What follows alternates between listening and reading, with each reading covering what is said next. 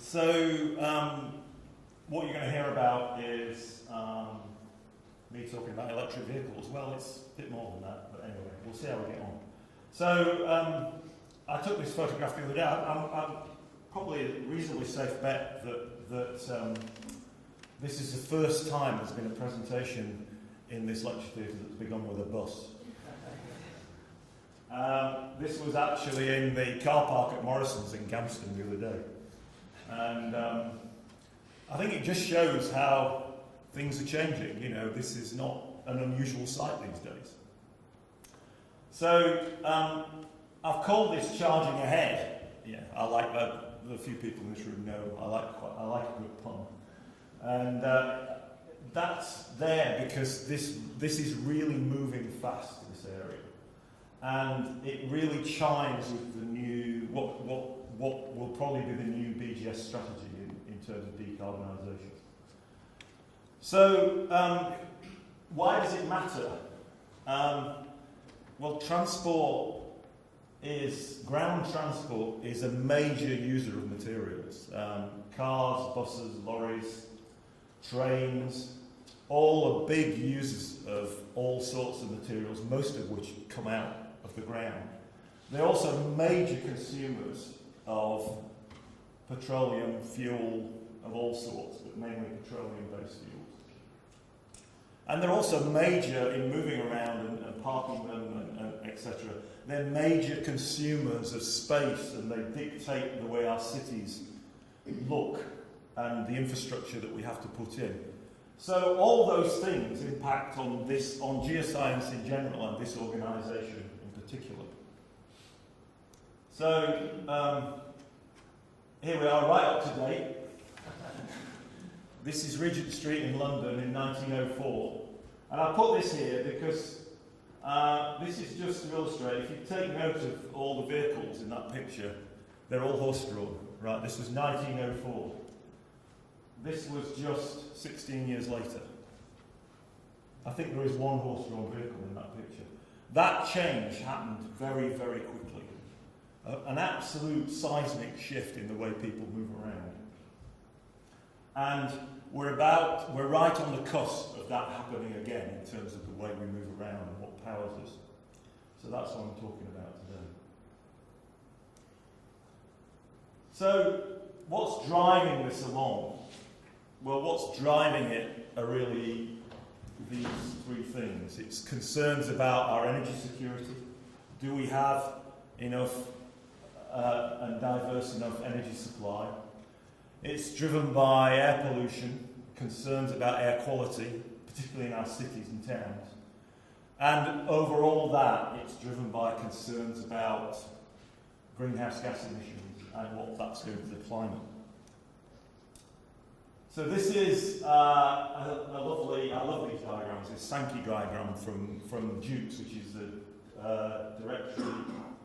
Digest of UK Energy Certificates, Dukes. And what this shows is the flow of oil products through our economy. And what you need to look at is that there, the thickest line, the thicker the line, the more material we're using, the more we're consuming. And easily the largest consumer of petroleum products in the UK economy is land transport, road transport, 57.6% in 2016. So there's an immediate issue there around energy security because of course we're now no longer self-sufficient in petroleum as the North Sea runs down. Oh, too quick. Come back.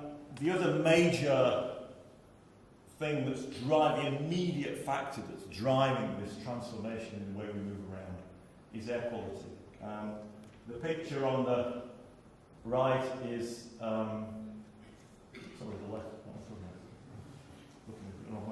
the left is nitrogen, NOx emissions, nitrogen oxide emissions, and the picture on the left is particulate matter emitted. PM 2.5s in London. And you can see nitrogen and particulate matter very, very much tied up with the road network. The origin of most of that pollution is land transport, particularly cars and lorries. This is a massive driver with, particularly with local government, the mayors, the new big regional mayors, people like Andy Burnham up in Manchester, are really, really concerned about this issue and the health implications that that has. And that's really driving them towards pushing for low emission vehicles, particularly in our towns and cities. And finally, these are BEI's greenhouse gas accounts for the UK for 2016 again.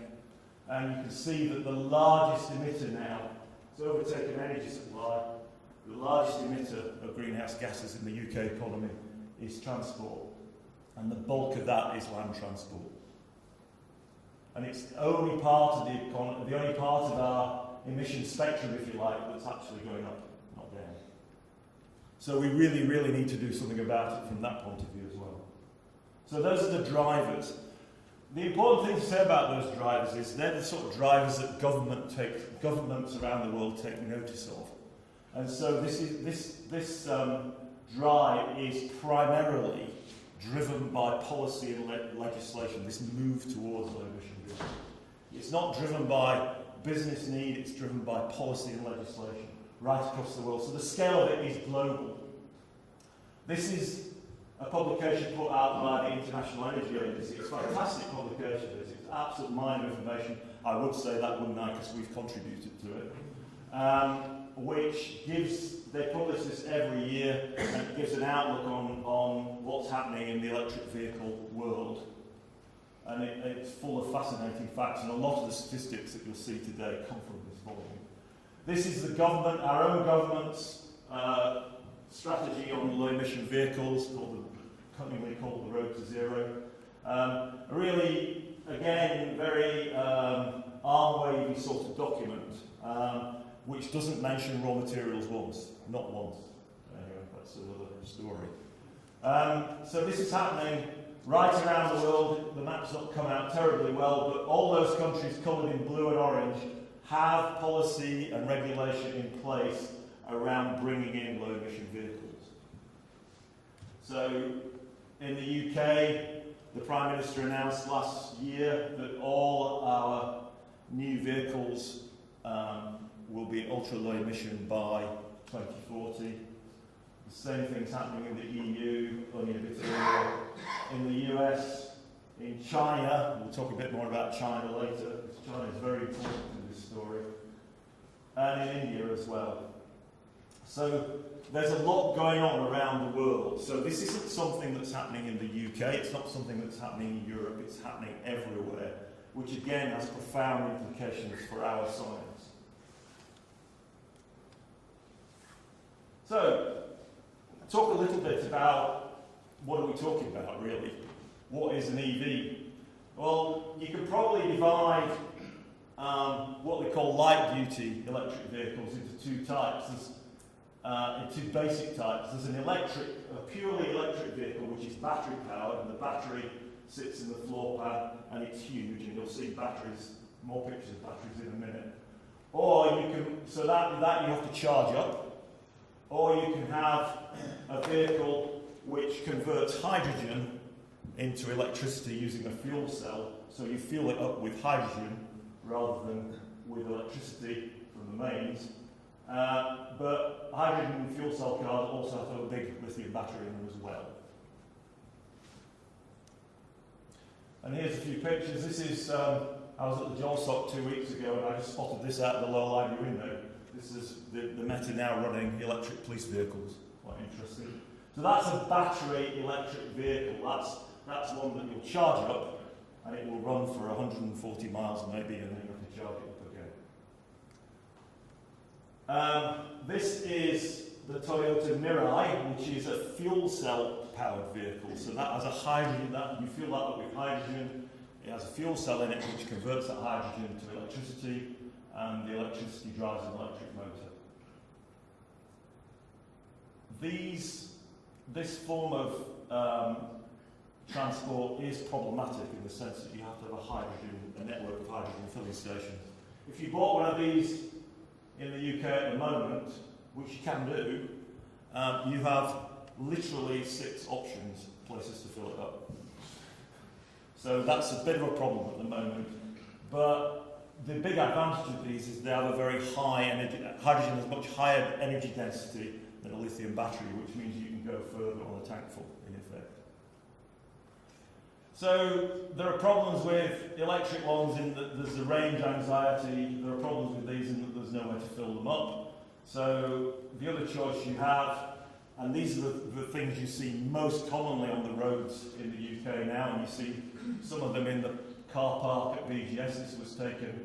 This is Emma Rickshaw's Toyota Avensis, which is a hybrid. This is a plug-in hybrid. This is a hybrid that charges off the engine and regenerative braking. This is a plug-in hybrid which also charges off the engine, but you can also plug in. And then you've already seen the bus. There's a whole bunch of medium and heavy-duty road electric vehicles. For some reason, they're always painted green. Now, heavy goods vehicles are an issue because I was at a thing last week up in Sunderland talking about batteries, and somebody said there that the physics of lithium batteries in a heavy goods vehicle just don't stack up.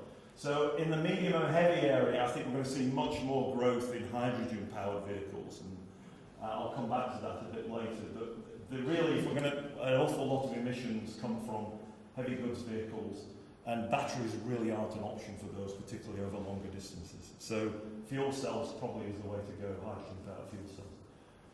But the biggest current use of electric vehicles are these things. Electric bikes and what they call two-wheelers. There are more electric bikes, there are 100 times more electric bikes in China than there are any other sort of electric vehicle in the whole world. It's a huge market for these things. And if those of you who have visited East Asia and South Asia know how many people move on two wheels in those places. And these things are coming in big style, particularly in China. And they're major consumers of the raw materials that these things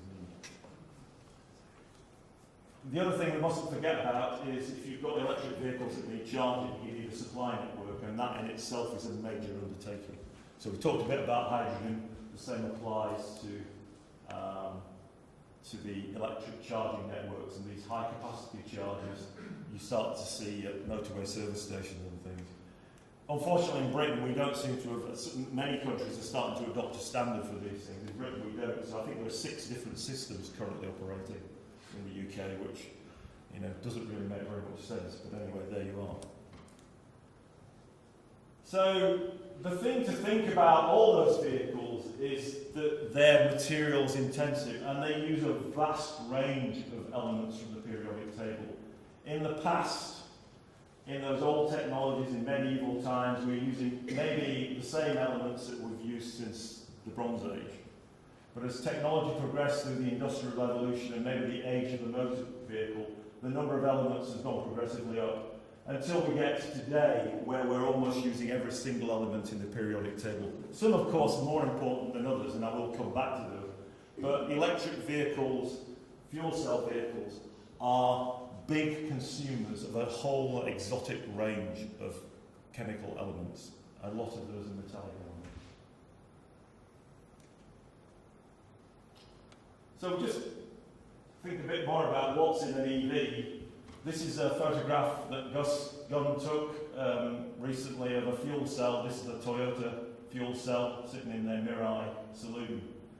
And we think a bit about, first, the powertrain, what turns the wheels, and what turns the wheels in a fuel cell and electric motor in this case. And that fuel cell depends on a platinum catalyst, right? So exotic metal number 1, platinum catalyst, to convert the hydrogen into water, and in doing so you create electricity. This is a typical electric motor from what we call a light-duty vehicle, a car, right? That's what they look like. They're quite small compared to an internal combustion engine. And they contain a whole bunch of metal, including an awful lot of copper, and crucially, a whole set of high field strength permanent magnets which are made from rare earths. Elements like dysprosium and neodymium are required to make those very high field strength magnets which give you a small, powerful motor. And just as an aside, that electric motor is a very simple beast compared to the internal combustion, the diesel or the petrol engine sitting in your car. It has an order of magnitude fewer moving parts in it. It doesn't require the fluids, the oil and the coolant that an internal combustion engine requires. And therefore, it has a smaller number of moving parts, it's simpler to assemble. You maybe don't need as many people to assemble it. You certainly don't need to spend as much on maintaining it. So these things should be lower cost. A Chevy Bolt is an American, Chevrolet Bolt is an American electric car, by the way, sorry. And that's the comparative cost for an internal combustion engine powered Golf. So these are significant differences in the way these things will operate. And there are also, you know, Elon Musk is talking about the 30-year car. These cars should last longer because they have fewer moving parts, fewer things to wear out. That's just an aside. Anyway, back to what's in it.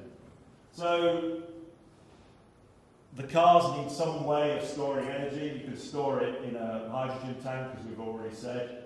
But if you've got an electric vehicle, or even if you have a fuel cell powered vehicle, you need a battery. Chances are that battery is going to contain lithium and then as the anode, and then some other metals, chiefly cobalt, maybe nickel, or maybe manganese as the cathode in that battery. This is a battery pack from a Nissan Leaf, and it's about the size of the floor pan of the Leaf. That weighs 140 kilograms. If anybody's interested in lithium, you think lithium, it's a very light metal, therefore the battery shouldn't weigh very much. There's a lithium battery there from my electric bike. Just try picking it up and see how heavy a lithium battery is. And that's a bit of an issue with these things. So there's your tank for your hydrogen. It has to be very well engineered because hydrogen is dangerous stuff, but it's, in terms of engineering, it's similar to having to engineer for a tank to contain petrol. These are your lithium batteries. So every type of battery, every battery on offer to the automotive sector contains lithium, and it's about the same amount of lithium. But everybody talks about lithium batteries, but lithium is only about 10%, 10-11% of the weight of the battery. The rest of it is some kind of metallic cathode material. It might be all cobalt, it might be a mixture of nickel and cobalt, it might be a mixture of manganese, nickel and cobalt, and combinations thereof. And the mass in these batteries is mainly these cathodic materials.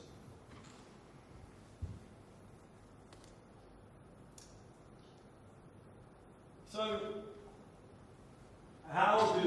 this is the aforementioned Chevy Bolt. This was taken at the Resourcing the Future Generations conference in Toronto in June. This car is fueled by mining, etc. How different is an EV to a normal vehicle? Well, this is how different it is. Everybody thinks electric vehicles, oh, they're nice and light. They're not, they're heavy. They're heavier than the internal combustion engine vehicle that you drive. A Chevy Bolt is 22% heavier than the comparable Volkswagen Golf, and that is mostly the battery. It contains, the Chevy Bolt, the electric vehicle, contains 70% more aluminium, 80% more copper.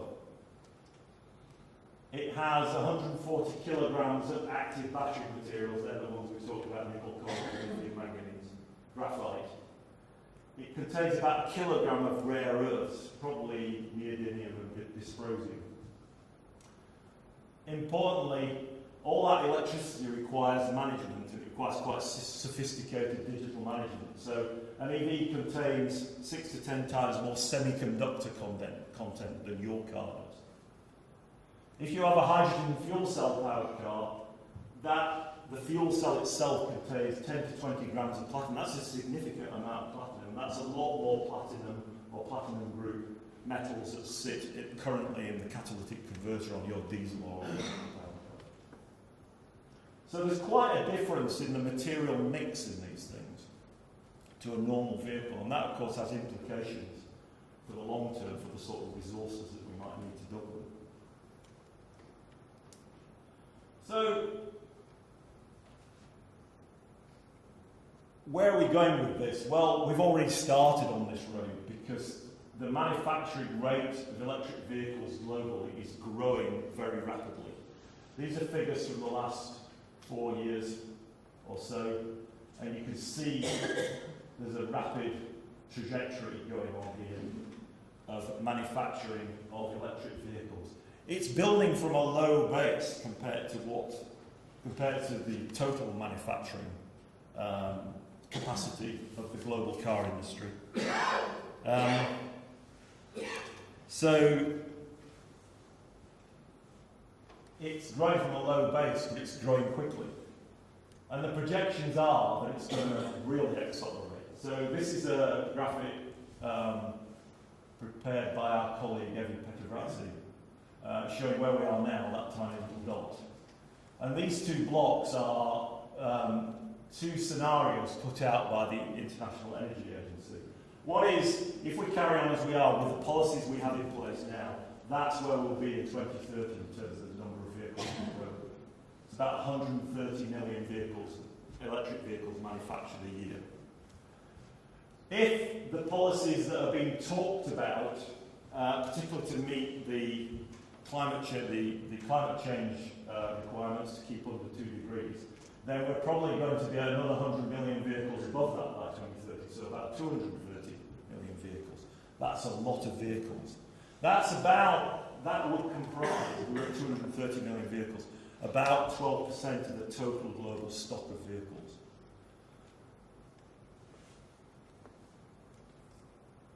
It's a lot of vehicles. And the other thing to think about, because batteries are such a major component of the electric vehicles, is what are the trends in energy storage. And really what this graph shows, again this is over the last 6 years or so, from 2011 to 2016, just how lithium-ion batteries, which is the green one here, are starting to dominate battery production, electrical energy storage.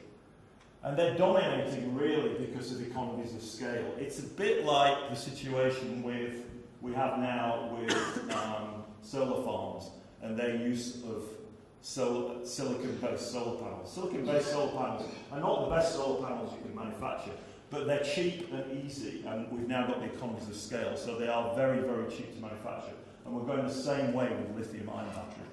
It's not necessarily because lithium batteries are the best, it's because they're cheap and easy, relatively cheap and easy to manufacture, and we're gaining more and more economies of scale all the time. So what's this doing for metal supply and demand? Well, we've in BGS done quite a lot of work on this over the last 3 or 4 years. This is cobalt production, global cobalt production since 1970. And you can see how in the last decade it's really taken off. And that is completely and utterly driven by batteries. Cobalt's used for other things. It's used in steel alloys, it's used in hard wearing alloys, it's used in super alloys that are used in things like gas turbines. But its dominant use that's really growing now is in lithium batteries as cathodic material. The interesting thing about that, these colours represent the origin of the mined cobalt, and what this shows is that a very large proportion of global production currently comes from the Democratic Republic of Congo, which puts us into an interesting security of supply situation.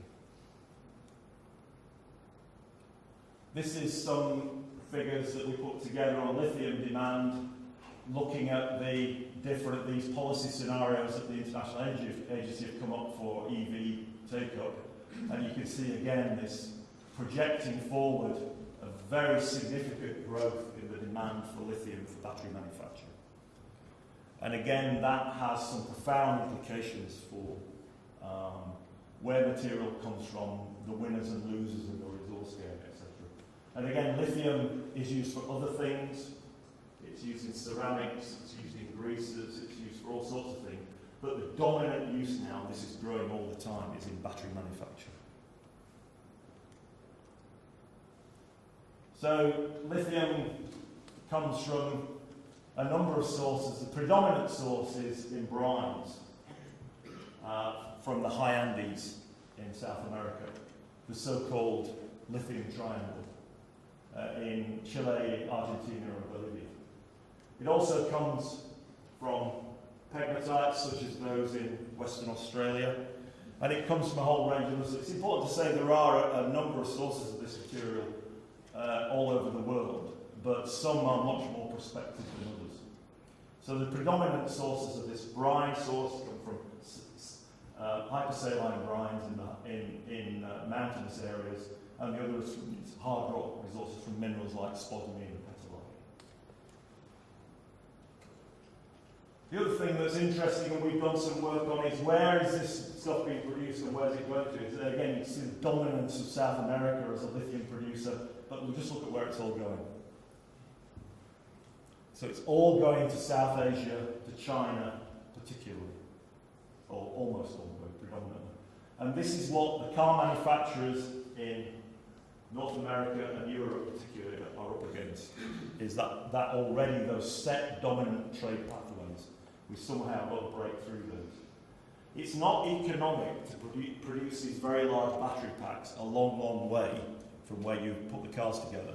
So you need to have battery manufacturing facilities relatively close to where you assemble cars. Hence the Americans, Musk is looking at his gigafactory in the western United States. The European Union are establishing large factories for batteries in Eastern Europe. And the UK government is very keen to establish. We have one battery manufacturing facility up in Washington in time, and the UK government's keen to establish more, we think. So I hear you say, why can't we just recycle our way out of this? Well, the answer is we can't, because there's simply not enough lithium in the system for us to recycle. If, say, 10,000 tonnes of lithium was consumed in products in 1996, and assuming those products had a life of 20 years, then our requirement as demand rises will be for 35,000 tonnes in 2016. Then there's a gap. Oh, hang on, get this to work properly. There's a recycling gap of 25,000 tonnes. Even if we're 100% efficient, which we're very much not, at recycling the material that became available in 2016, there still wouldn't be enough material in the system to satisfy demand, this growing demand from the automotive sector. So, what does all this mean? We can't recycle, therefore, what are the implications for geoscience? Well, the implications are around metal supply.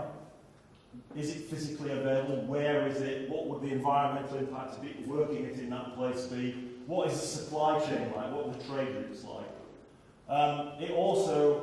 EVs also have implications for energy supply, transmission and storage. Where do we produce electrical energy, or where do we produce hydrogen? How do we transmit it, and how do we store it? And BGS is already working in these areas. We're already looking at the origins, transport and concentration process for some of these critical metals that are used in EVs in both continental and deep ocean settings. We're already looking at material stocks and flows and how they move through the human environment. We're already looking at the relationship between low carbon electricity, carbon capture and storage, renewables, and how we store energy from renewables. And we're already looking at how the hydrogen economy might work. How do we supply hydrogen and how do we store it? How do we deal with the environmental impacts of that? So with this far in, and at last you've got a picture of a rock. So this is one of the largest lithium mines in the world. This is Greenbushes in Western Australia. And a lot of lithium comes out of this. It's a pegmatite deposit. And this is an area which BGS is very interested in, a team led by Catherine Goodenough, Rich Shaw and Madidi, looking at rare metal pegmatites, including lithium-bearing pegmatites. And they're already publishing, and they've got a really good track record in this area. And they're off to Zimbabwe next week, is it? Next week, to look at some pegmatites in western Zimbabwe. We're also working on, we mentioned rare earths in these electric motors. We're also, again, a team led by Catherine and working with Cameron School of Mines and others, looking at the distribution of rare earths in various types of deposit. This is a carbonatite rare earth at Loftdown in Namibia, and this is Charlie Beard, our postdoc, who's based up in Lyle. And then Paul Lusty and Pierre Josso, working with NOC, looking at this massively important source of cobalt, which are nodules and crusts on the ocean floor. And this was a photograph from the cruise they did a couple of years ago. And they're about to go on another one from Rio. Some people have all the tough jobs in a few weeks' time. This is the Lithium Triangle in South America. So this is Chile here, this is Bolivia, this is Argentina, and these white patches are the salars in the high Andes, some of which are lithium bearing. And our colleague Age of Petroleum is right here, right now. She's gone out, funded by the FCO, to talk to the Chileans about the lithium supply chain. She's at a conference in Antofagasta as we speak. And colleagues in the room here, John Ford, Luke Bateson, have been out and talked to the Bolivians and others about how we evaluate these salars. Also, groundwater colleagues Andrew Hughes looking at modelling the groundwater flow and the groundwater geochemistry in these salars. Really, really important. These are an unusual mineral resource because they're brines, and when you pump them, they change. And if you pump adjacent sites, they interfere with each other. So there's a massive opportunity for BGS here, to look at these things, the hydrogeology of these things, the hydrogeochemistry of these things, and also the broader geological setting of these things, and how that controls that lithium brine mineralisation. We're also looking at recovering, this is a fantastic project I think, looking at recovering some of these metals from geothermal brines. This is one of the big geothermal power stations in Iceland, and Chris Rochelle and others are working, Paul Lusty are working on how you might combine geothermal energy with metal recovery, including metals that could go into electric vehicles. And I've already mentioned the work that Gus Gunn and Eddie Petterazzi do and Teresa Brown do on metal supply chains. BGS is a world leader in this. We are really good at this. Tracking metal flows across the world and all that brings. We've done a lot of work for Europe. We've done work for the Government Office for Science and the Cabinet Office on this stuff. And so, you know, this is a part of our work that not many people know about, but we're actually really, really good at it. We're also working on what the implications are of the hydrogen economy and how does geoscience interact with the hydrogen economy. And this is a slide from Jonathan Pearce looking at a putative hydrogen network in northwest England, looking at hydrogen production from the reformation of methane from natural gas and burying. So if you reform methane from natural gas, you end up with a lot of carbon, which you could then maybe sequester.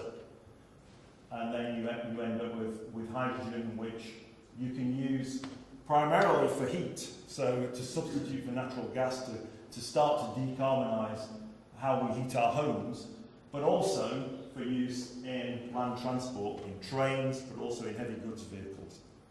And this is a concept that's been increasingly talked about as a way of improving air quality and reducing greenhouse gas emissions in some of our urban centres, particularly in the north.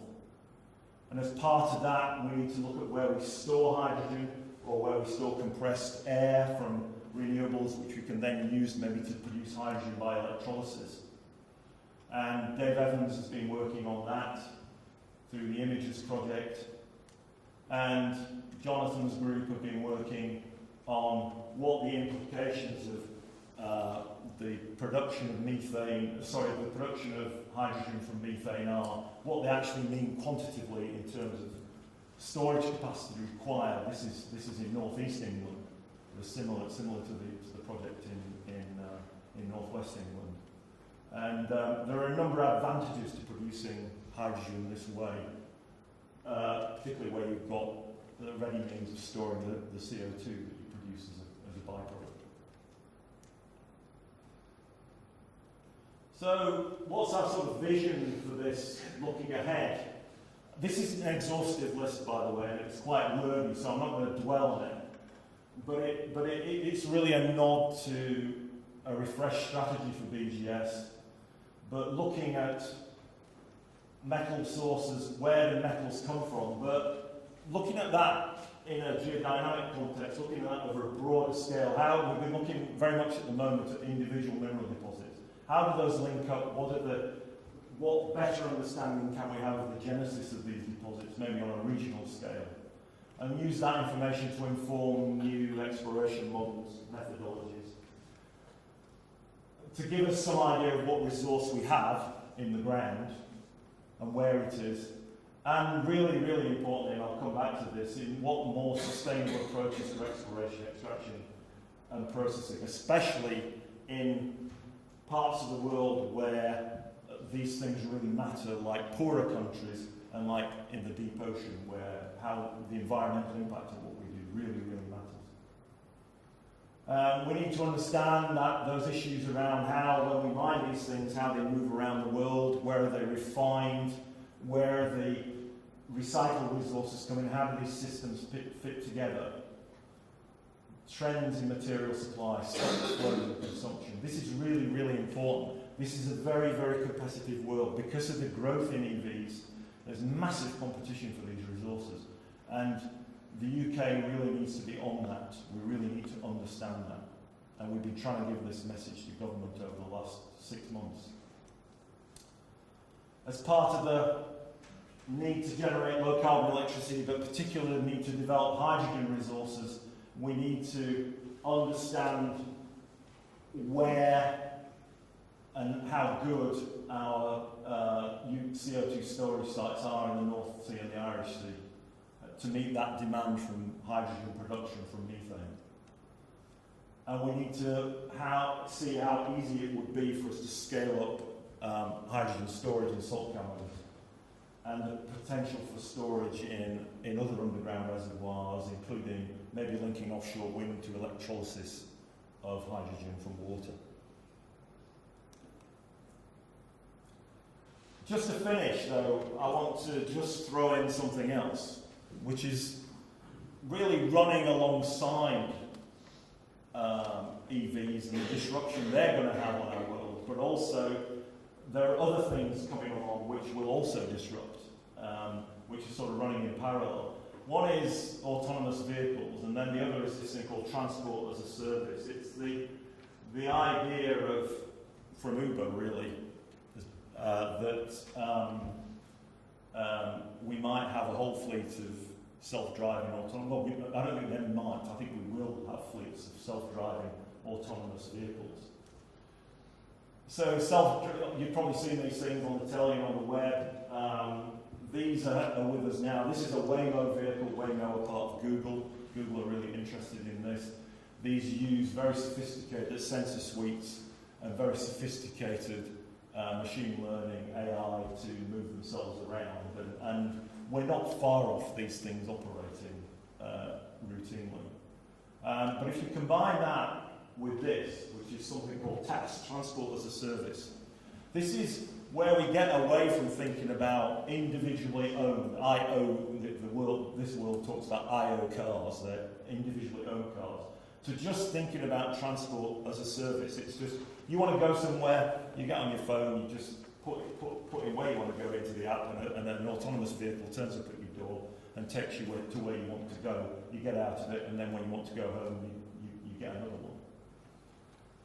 So some quite interesting stats around this, that somebody in the US has worked out that your car probably only spends about 4% of its time on the road, which is a big waste of resources when you think about it. It's a big waste of material resources in cars, and it's probably a big waste of space in terms of road space.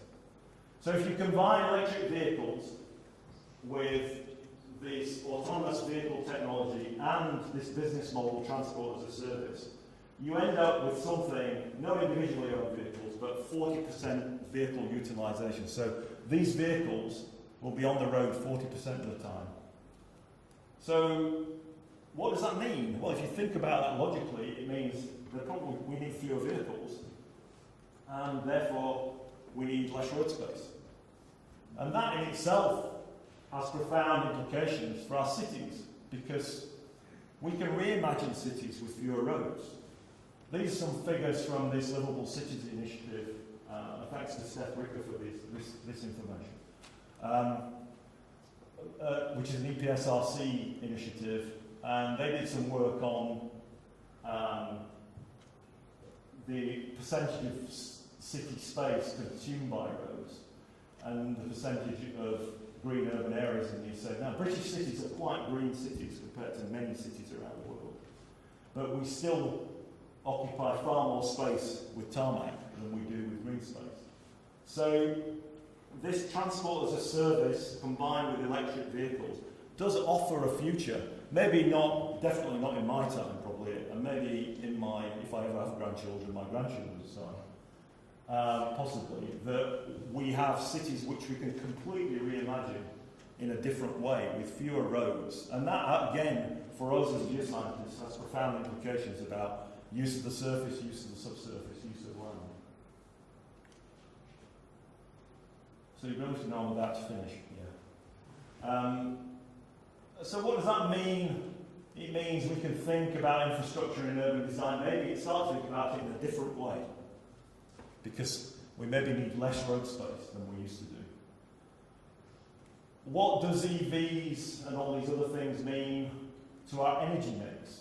And I think this is possibly the most difficult message for us, that we have had a century, more than a century, of thinking very hard about fossil fuels. And maybe we need to think in a different way. Other people are starting to do that. This was the Nature paper 2 years ago, where if we're going to stay within 2 degrees, we need to leave a lot of stuff in the ground. Now, I think, from what I've read over the last few days in preparing this talk, that what that means is we're going to leave a lot of oil in the ground, and we're going to have to leave a lot of coal in the ground, but maybe we're going to have to get more gas out of the ground because we need the hydrogen, and we need to sequester the CO2. But we need, as an organisation, I think about this really carefully. We need to think about it in terms of our own country, the UK, and we live in times where we're being forced to do that, whether we like it or not. But we also need to recognise that most of this supply, whether it's fossil fuels or whether it's metal, is going to come from poorer countries in the developing world. So we need to think about the supply ethics around that. We need to think about what's the impacts of extraction of some of these more exotic metals around, particularly in Africa and Latin America. Do we need to do expectation management with our colleagues in developing countries about what oil and gas resources they may or may not be able to develop? Do we need to think about them making a technology leap with EVs like they've done with digital technology? Joe Mankelow sent me this when he was in Nairobi last, around this guy, very enterprising guy, who started importing Nissan Leafs into Nairobi and then set up this big solar charging facility, which I think is really neat. It's a very kind of African way of doing it. Second-hand Nissan Leafs, buy a few old solar panels, and Bob's your uncle, you've got a cheap transport method. So, to finish, is this the new age of metal? Possibly. I think this diagram shows the flow of metal through the geosphere into the human sphere, the anthroposphere, and then back again through the circular economy. But the circular economy leaks its thermodynamically possible, so things come out of it and are lost back into the crust. And it's it's an example of systems thinking, and I think that's what we need to do here. We need to think in systems. You could map energy onto this, you could map water onto this. So I think it is probably the new age of metal, because these resources are going to become more important than they've ever been, and particularly some of these more exotic metals. But it maybe is also the age of gas, where we need to think about gas in the future. And gas is a different sort of resource than we think about it now. So, as we move into a new strategy, and a big part of that new strategy is going to be decarbonisation, and a big part of decarbonisation is decarbonising transport. In fact, in the UK, it's the biggest part of decarbonisation, that and heat. Then these issues are really, really important to us. So I've said all that and all those fancy things, but after March the 29th next year, when we come out of the European Union, maybe we'll all be moving around with these. But I'd like to thank all these people for lots of really interesting discussions over the last couple of weeks in preparing this talk. So thank you very much, and I'm happy to answer any questions.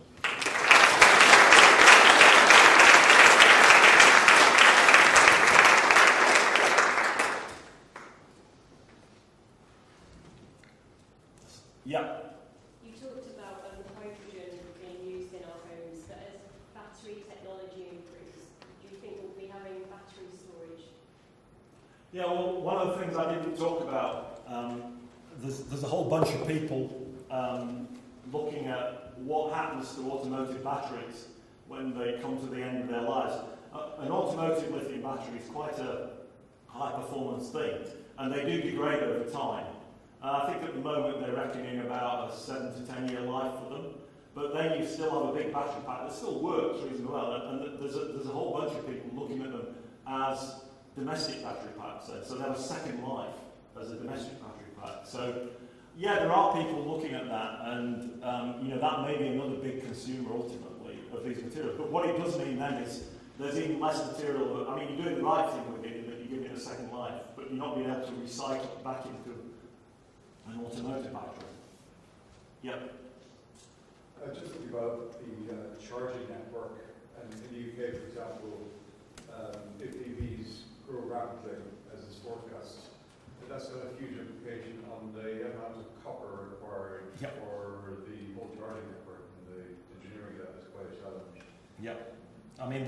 The projections for copper, the only figures I've seen, Gus might be able to correct me, but the only figures I've seen are from the Copper Institute, and you might say, well, they would say that, wouldn't they? Are some quite big projections for increase in demand for copper. The thing about copper, though, is it's a ubiquitous material, which is the biggest use of copper is just in wiring buildings. But I think there are two things. One is it's not just about the charging network itself, it's about the grid and how we reconfigure the grid. And I came across an interesting figure the other day, which is part of reconfiguring the grid because we have a more unstable grid now because of renewables. So we have more interconnectors with the continent. Ironically, as Brexit comes in, we've got more connections with the continent by cable. And the Crown Estate told me that the new interconnector from Holland to East Anglia, which is, they're DC cables as well, so you have a positive and a negative, so you have two cables. In that one cable, there are 17,000 tonnes of copper. It's yay big, it's a big piece of metal. So there are big material implications for the charging network as well, yeah, you're right. Anybody else? If anybody wants to look at a battery, Jonathan, sorry. Just make a comment about switching to electricity for heating our homes, and that's one of the reasons why you might not be able to do that, because the change in infrastructure needed to electrify our homes completely is very challenging. We've already got a large investment in gas infrastructure, which is, as I understand it, relatively easy to convert to hydrogen, either through blending or eventually going to 100% hydrogen. You may see a lot of yellow pipes being stuck down the middle of roads. That's been a 25-year programme of replacing all our old clay and iron pipes with these plastic pipes, which are all hydrogen tolerant. They can all cope with hydrogen transmission. So we've already got the infrastructure there for the hydrogen. It's much easier to change that. It's a bit like doing the swap from Towns gas to natural gas in the late 60s and early 70s. It's a similar kind think it's really important to say what a good position BGS is in to sort of help with this. You know, we have an almost unique view, particularly in the UK, of what's going on right across a number. I mean, that's really come across to me in the last few days talking to Jonathan and Dave Schofield about this issue, because we are, because of our unique perspective, you know, it's a real opportunity for us to engage, I think, particularly with government and regulators on this issue, because they often don't have the big picture we have. Goss. Just the point, although the focus is currently very much on electric vehicles, batteries and hybrids, I would say that fuel cell vehicles will have their day. Currently there's probably less than 10,000 vehicles on the road powered by fuel cells. Okay, it's 3 million EVs, but when you think about it, driving around with half a tonne of battery, with range anxiety and time taken to charge, fuel cell vehicles has got a lot of potential, and certain countries are focusing much more on fuel cell than on electric vehicles. Denmark, Japan in particular. So I think we're going to see both, and we're going to see both quite rapidly. And it's really the only option for heavy vehicles. Yeah. It's the only practical option for long distance. The lorries you see on the motorway will not be battery powered, they'll be fuel cell powered. And the same with any diesel train that you go on now. The Germans have just introduced a scheduled fuel cell powered diesel train set working in Western Germany, which I think they've got 30 trains or something, and they've replaced diesel trains. And that's all to do with air quality. Yeah. How important is the consumer in all of this? So there's different technologies coming through. As a consumer, are we going to be like, well, what car do I buy? Do I buy an electric car or a fuel cell car? It's all very confusing. And how is anyone looking at what the consumer's thinking about it and costs? I think all the car manufacturers are looking at what the consumer thinks about it. It's interesting because I was looking at the marketing literature that Nissan put out for the Leaf the other day, and one of the things they make a big point of is if you buy a new Nissan Leaf from them, which is all electric, you have to charge it, it's got a range of about 180 miles, which is quite good for an electric vehicle. They also offer you free, they will lend you a car, an internal combustion engine car, for up to 14 days a year for nothing, so you can do those longer journeys if you want to. The automotive, I mean, governments and the automotive sector are putting a lot of effort into that. The big thing that will change consumer opinion is cost.